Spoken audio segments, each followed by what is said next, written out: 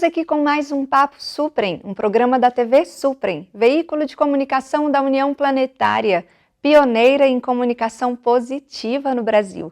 Aqui a comunicação é sempre elevada. Acompanhe nossas redes sociais, estamos no canal 2 da NET TV e no YouTube. E hoje temos o prazer de entrevistar monge Marcelo Barros. Vamos falar sobre espiritualidade, religiões e cultura de paz. Monge Marcelo Barros, seja muito bem-vindo. Muito obrigado, Luana. Uma alegria grande estar com você. Marcelo Barros é monge beneditino e padre. Ele é teólogo, assessor das comunidades eclesiais de base e de movimentos sociais. Ele tem 63 livros publicados no Brasil e muitos deles em outros países. E desde jovem ele trabalha com educação para a paz, com um diálogo entre as religiões e entre as culturas. E, aliás, muitos dos livros deles são publicados com essa temática, com essa relação entre a espiritualidade e a cultura de paz. Falando nisso, monge, o senhor pode me explicar essa relação entre a cultura de paz e a espiritualidade? Para construir uma cultura de paz, a gente precisa de espiritualidade? Pois é, Luana, precisa primeiro a gente ter claro o que é espiritualidade e o que é cultura de paz. Espiritualidade é acessar o amor que tem dentro de nós, a amorosidade, né, como princípio de vida, como forma de viver. Não apenas como uma atitude que alguém toma agora, no momento, mas como um jeito de viver, um estilo de vida. E nesse sentido, a espiritualidade é a raiz da cultura da paz. Por que viver paz? Por que trabalhar pela paz? Porque, como a árvore tem uma raiz, a cultura da paz, quer dizer, a maneira da gente viver em paz, colaborar para a paz no mundo, nas pessoas, nas relações, paz comigo mesmo, paz entre nós, paz no cosmos. A gente precisa de ter essa energia da amorosidade como motor, como raiz que manda o sangue para todo o corpo. E como fazer isso na prática? De fato, uma pergunta fundamental, porque não é uma coisa espontânea, não é instintivo. Há um psicólogo americano, norte-americano, Erich Fromm, que na década de 60 escreveu um livro A Arte de Amar. E quando ele lançou o livro, muita gente que estava na sala disse: mas que coisa estranha, o amor se aprende, o amor é fruto de arte. A gente pensa muitas vezes que o amor é uma coisa que vem dentro da gente, né? Então ele disse: não, a paixão é instintiva. É uma energia que surge, mas aí o amor educa. E nesse sentido é fundamental a cultura da paz. Cultura é uma palavra que está muito ligada a cultivo. Assim como se cultiva uma planta, assim como se cultivam as virtudes, elas não são algo que nasce assim espontaneamente. A cultura da paz tem que ser cultivada, tem que ser alimentada, tem que ser fortalecida, né? E como é que se faz isso? Primeiro, comunitariamente. Não há cultura de paz individual e isolado. Uma luta permanente contra os instintos que nos prendem a nós mesmos. O individualismo, o egoísmo, egocentrismo. E um exercício permanente do diálogo. O diálogo, o verdadeiro diálogo, é o caminho da cultura da paz, como é o caminho da espiritualidade. E essa construção da espiritualidade, como a gente consegue proceder com isso? Porque a paz se constrói, essa educação para a paz a gente vai construindo. E essa espiritualidade para alguém que não tem ela muito trabalhada ou não tem o foco direcionado para a espiritualidade, como que a gente consegue mexer com isso, estimular isso? Há muitas compreensões de espiritualidade. Há pessoas que confundem espiritualidade com espiritualismo. Uma vez eu fui lançar um dos meus livros numa cidade do Brasil e o editor que me apresentou disse: eu apresento a vocês Marcelo Barros, que é uma pessoa muito espiritualizada. E eu fiquei sem saber se gostava ou se rejeitava aquele adjetivo de espiritualizado. Porque há pessoas que entendem espiritualizado como alguém com a cabeça na lua, né? Que não tem pé na terra, que não é concreto, que é abstrato, que é aéreo, né? Então, não, isso é espiritualismo. A espiritualidade não é desligada do real, da matéria, não faz esse dualismo entre corpo e alma, entre matéria e espírito, não. A espiritualidade é a energia que une tudo a partir do amor, que nós cristãos acreditamos que seja Deus. Deus é amor, diz a Bíblia. E se Deus é amor, o amor é divino. Então, o cultivo do amor é o cultivo do Espírito em nós. Então, por exemplo, eu pessoalmente entrei no mosteiro beneditino com 18 anos e a minha intenção era aprender a viver em comunhão. Para isso que eu entrei. E, de fato, eu compreendi que não se vive a espiritualidade sem comunhão humana. Quer dizer, eu preciso de você para me unificar interiormente. Há um teólogo cristão que disse: Deus que está em mim para você. E Deus que está em você para mim. Então nós precisamos um do outro para viver a espiritualidade. Um serviço mútuo. Exatamente. Mas muitas pessoas acham que tem uma conexão ou quase uma simbiose entre espiritualidade e religião. Tem uma diferença entre espiritualidade e religiosidade? A religião é um instrumento, pode ser uma ferramenta para desenvolver a espiritualidade. Ela ajuda no ponto de vista de que você tem uma comunidade, você se sente pertencendo e você tem um método. Eu sou uma pessoa que desde jovem eu tive muito bloqueio para aprender inglês, por exemplo. Era a língua do opressor, do império. Eu sei as línguas latinas, converso com você em italiano, francês, espanhol, mas inglês. E eu resolvi pegar CDs, livros para cursos de inglês em casa. Nunca consegui. Quer dizer, se eu não tenho um método, um grupo, uma escola, eu acabo não sabendo inglês. Então, do mesmo jeito, a espiritualidade, a religião é a escola, quer dizer, deveria ser, né? Então, aí ajuda. Agora, muitas vezes ela se torna passa de ser um meio para ser um fim, tão absoluta, e aí não ajuda.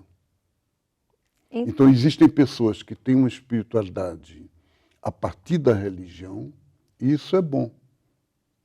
E tem pessoas que não têm religião e têm espiritualidade. Como tem pessoas que têm religião e não têm espiritualidade, né? E na prática, como é que pessoas conseguem estimular essa espiritualidade? As que não estão voltadas para a religião, como elas conseguem cultivar isso dentro de si? Há muita gente que se pergunta como é que alguém como Nelson Mandela, como o pastor Martin Luther King, nos Estados Unidos. Aqui no Brasil, nós podemos ter Chico Mendes, a vereadora Marielle Franco, no Rio de Janeiro, sabendo que estão com a vida ameaçada, sofrendo perseguições, vão até o fim de uma doação de vida, de um trabalho pela paz, pela ecologia. Não há outra explicação do que a espiritualidade, quer dizer, a mística, O Movimento de Trabalhadores Sem Terra, o MST, fala muito em mística. E a mística é aquilo que anima a sua luta cotidiana, que anima a sua vida, não é? Então, nesse sentido, esse equilíbrio entre a interioridade e a comunitariedade, a relação comunitária. Essa relação comunitária aberta ao universo. Então, é muito necessário a sensibilidade. Alguém que não é capaz de curtir uma música, alguém que diz assim, bom, eu gosto da natureza, mas não tenho tempo. Então, é claro que não acaba perdendo, né?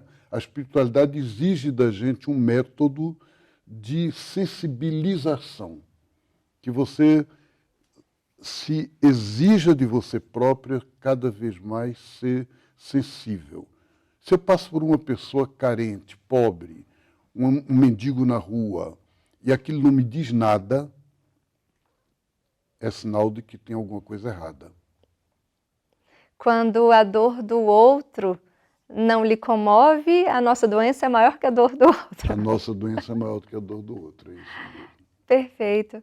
E me explica como a gente consegue fazer com que uma pessoa tenha mais empatia, mais compaixão, porque essas personalidades que o senhor citou estão muito relacionadas com o amor, com a empatia, com a doação para o próximo. Porque muitas pessoas estão voltadas mais para dentro mesmo, como o senhor citou, do egoísmo. Como disseminar nelas, ou fazer com que elas se atentem mais para a compaixão? Toda pessoa humana é chamada ao amor. Todo ser humano nasce para amar. Toda pessoa tem dentro de si uma semente de compaixão, que tem que ser cultivada, que tem que ser alimentada. Quando eu entrei no mosteiro jovem, contava uma história de um monge oriental, que procurou o mestre espiritual e disse, olha, eu estou com um problema seríssimo, eu sinto dentro de mim um leão querendo devorar todo mundo, um monstro dentro de mim. E sinto também dentro de mim, de vez em quando, um anjo querendo ajudar, querendo ser um anjo de compaixão. Eu fico muito com medo, porque os dois estão dentro de mim, eu não sei qual dos dois vai vencer a briga. E o mestre disse, aquele que você alimentar. Quer dizer, aquele que você der a comida, der alimento, aquele que você alimentar, vai ser o vencedor. Então, alimentar a compaixão, alimentar a misericórdia, a solidariedade, ela é um exercício permanente, cotidiano, fundamental, diário, que tem que ir além da nossa espontaneidade. Eu posso dizer, espontaneamente eu sou uma pessoa aberta aos outros, não basta. Eu tenho que exigir de mim, ir além de mim. Nossa, que resposta fantástica. Monge, eu vou querer conversar sobre muito mais com o senhor, mas daqui a pouquinho, porque a gente vai para um breve intervalo no nosso Papo Suprem, aqui na União Planetária. Obrigada.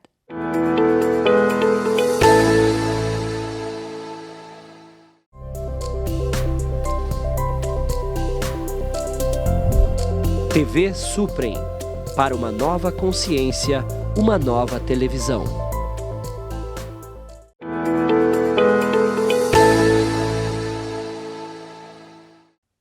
Estamos de volta com o nosso segundo bloco do Papo Suprem, entrevistando o monge Marcelo Barros. Estamos falando sobre espiritualidade, religião e cultura de paz.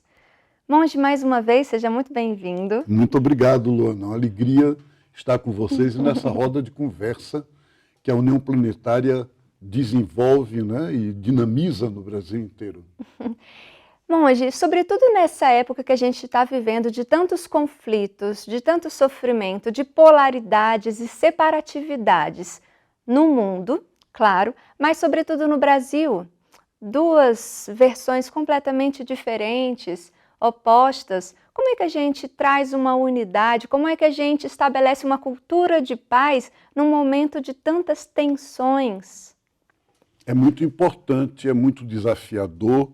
Não há uma receita, eu não posso dizer para você, faz assim, assim, assim que está resolvido, mas há algumas intuições que a gente pode ter. Eu acho que a primeira é o trabalho fundamental da educação. E, nesse sentido, a partir do momento em que tomou posse, nesse terceiro mandato, o presidente Lula optou por uma educação de base. Não basta fazer Bolsa Família, não basta garantir, é fundamental, mas não é suficiente garantir que todos possam comer, né? A ONU, nesses dias, publicou o momento atual brasileiro, dizendo que são mais do que 33 milhões de brasileiros que estão vivendo na fome. Então, ora, isso tem um aspecto estrutural. Então, por exemplo, pessoalmente eu me sinto muito frágil, porque eu não trabalho diretamente nas estruturas. E eu não acredito que só a boa vontade ou que só a consciência muda o universo inteiro. São Paulo dizia numa carta dele, às vezes eu não faço o bem que eu quero, eu faço o mal que eu não quero. E se eu faço o mal que eu não quero, é porque há uma instância superior a mim que às vezes me domina. Isso a gente chamaria de estrutura. Existe um sistema. E esse sistema nós temos que nos inserir.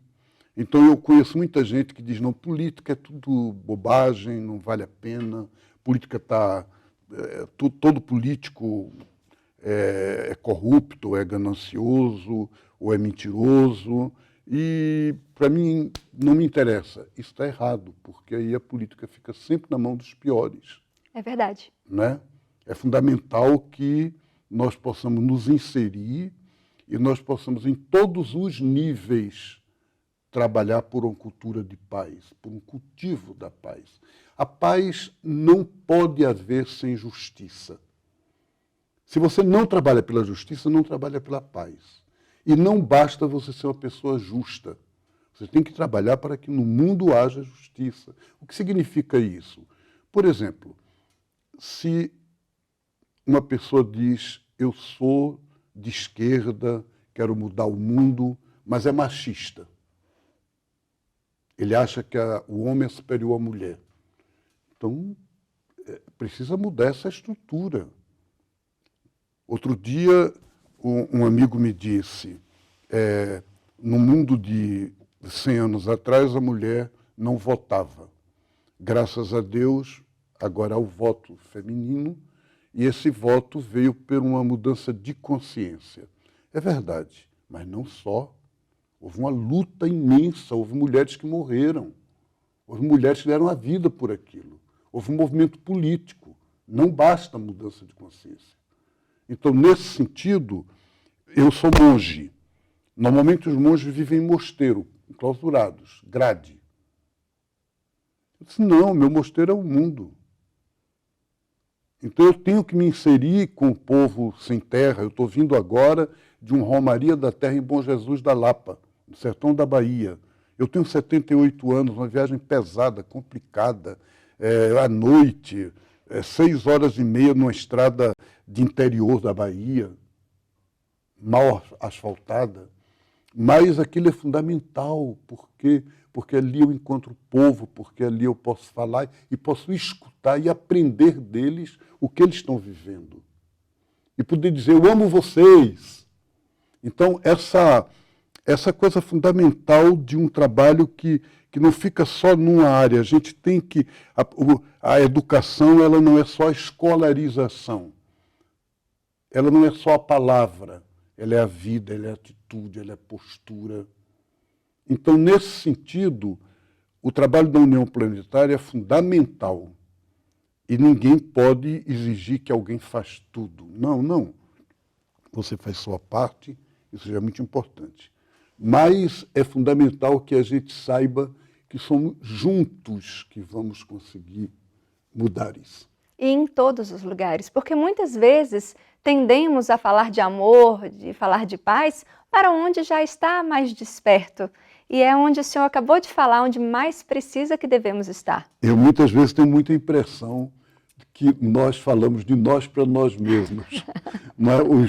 Às vezes eu escrevo um livro para meus companheiros que são teólogos e eles escrevem para mim. Não adianta, não vale a pena. Quer dizer, é preciso a gente falar para as outras pessoas. Para isso tem que ter uma outra linguagem, tem que ter um outro método, uma outra pedagogia popular. E como inserir a espiritualidade na política? O Monsenhor Oscar Romero, arcebispo de El Salvador, que foi martirizado, que é um mártir do povo salvadorenho, ele dizia, existe uma política com P minúsculo, que eu nem chamo de política, é politicagem, que não interessa, né? Mas existe uma política com P maiúsculo, que é a dignidade, a luta pelo bem comum. E nesta política nós temos que entrar, nessa política nós temos que nos inserir, nessa política nós temos que dar a nossa contribuição. E, nesse sentido, eu acredito que uma educação política, não apenas a política parlamentar. Tem gente que acha que política é só eleger deputado, senador, governador, presidente da República, mas um bairro que luta pela água que está faltando no bairro está fazendo uma luta política, porque está fazendo uma luta pelo bem comum. As pessoas que lutam por segurança numa situação de periferia de cidades, que não pode sair à noite, que é perigoso. Né? E não basta a polícia, porque tem gente que diz, falta polícia na rua, coloca a polícia que resolve tudo. Não resolve. É fundamental conversar com as pessoas, educar para que as pessoas percebam todas as pessoas, tocar nas pessoas. Não dividir o mundo entre cidadãos e bandidos. Essa divisão não existe. Todos nós somos cidadãos.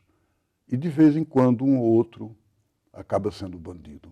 Então, é muito necessário transformar os bandidos em cidadãos, né? Mas não classificar bandido. Porque não. Muitas vezes é a fome, a miséria, é o isolamento. Havia um Papa, Pio XII, que não é do meu tempo, que dizia, só existe gente ruim no mundo porque não foi suficientemente amada. É verdade. Não é verdade? É verdade. E esses bandidos, na verdade, eles estão esquecendo que são humanos, porque somos todos humanos. E muitas vezes são tratados de modo desumano e aquela reação violenta, horrível, que nenhum de nós defende, mas é reação a uma ação estrutural em que a sociedade dita civilizada e cidadã é muito mais bandida, é muito mais violenta, estruturalmente injusta. O massacre que os povos indígenas sofreram durante 500 anos, quem foi bandido? Quem foi selvagem nessa história? O povo negro escravizado, tratado muito pior do que se fosse animal, não se trata animal assim. Foram violentados de todas as formas. Por quem? Pelos cidadãos de bem, pelos senhores, religiosos inclusive. Quando eu entrei no mosteiro beneditino com 18 anos, sabe o que eu encontrei lá dentro? As ruínas da antiga senzala dos monges. Sabe o que é senzala, né? Quer dizer, o lugar em que os monges tinham os escravos acorrentados à noite para dormir. Nossa. Então, em cima, eles rezavam os salmos da Bíblia. Eles celebravam missa. E embaixo, acorrentavam os escravos. Então, quem é bandido nessa história? E o senhor falou de selvagens, animais. Realmente, se a gente vê um animal bravio, um cachorro assustado, apavorado, com raiva, ele está com medo. E se a gente bater ainda mais nele, a gente não está educando para a paz. A gente está afastando cada vez mais esse animal da humanidade, da compaixão. E é isso que também estamos fazendo com o nosso povo. Fundamental transformar o mundo. Nesse sentido, existem dois tipos de espiritualidade. Muitas vezes a espiritualidade que é a paz comigo mesmo, eu me amo, eu me adoro, eu estou ótima. Mas a espiritualidade que muda o mundo é a espiritualidade profética, é a profecia, quer dizer, é o amor que eu dou a você. o olhar que eu tenho sobre a humanidade. E nesse sentido, em todas as religiões ou em nenhuma religião, por exemplo, eu ultimamente tenho tido muito contato com espiritualidades xamanistas dos índios, né? Sim. E muitas vezes o povo Yanomami, o povo Terena, eles têm o que eles chamam os profetas. Os profetas são os xamães que dizem a eles os seus sonhos. E não apenas sonhos individuais, mas sonhos coletivos. E não o sonho que a gente dorme de noite porque comeu mal e sonha, mas o sonho que é o projeto de uma humanidade nova. O sonho que é a construção de um mundo diferente. Sim. E nesse sentido a profecia é fundamental. Perfeito. Falando em profecia, o senhor vai lançar um livro novo, Não Deixe Cair a Eu Profecia. estou lançando em vários lugares. E fala muito desse tema da espiritualidade. Fala a partir dessa figura aí de Dom Helder Câmara, que foi o bispo que me ordenou padre e que, de certa forma, abriu meus horizontes para essa ação social, profética, a partir da espiritualidade. Monge, estamos quase encerrando o nosso bloco. Gostaria que o senhor desse uma palavra de incentivo para o despertar da espiritualidade nas pessoas, principalmente para esse mundo de conflitos externos e internos. É fundamental que, se a gente planta a semente, a gente quer ver a planta, a gente quer ver o fruto. Mas muitas vezes a semente precisa de um tempo. Não dá para plantar agora e querer ver a planta nascer, a planta crescer e frutificar hoje. Não desanime. Plante a semente e confie. O Evangelho de Marcos, Jesus diz: o lavrador semeia com confiança e quer ele durma ou ele acorde, a terra, a mãe terra, tem uma fecundidade, tem uma força amorosa, uma energia materna que garante que a semente vai germinar, florescer e frutificar. Que cada uma de vocês que estão nos olhando aqui, dentro de si mesmo e na relação com os outros, plante a semente, confie na germinação, no florescimento e na frutificação. Beijo no coração, que Deus abençoe cada um e a você também. Obrigada, monge. Me fez lembrar de que muitas vezes a gente pergunta para Deus algo e não espera, não tem paciência que Ele fale. A gente fica falando e nem ouve. Então, essa colheita também, paciência. Monge, muito obrigada por sua presença. Muito obrigado você. Uma grande alegria estar com você. Toda minha. Estamos finalizando nosso Papo Suprem na União Planetária. Acompanhe nossas redes sociais. Estamos no canal 2 da NET TV e no YouTube. Muito obrigada e até mais.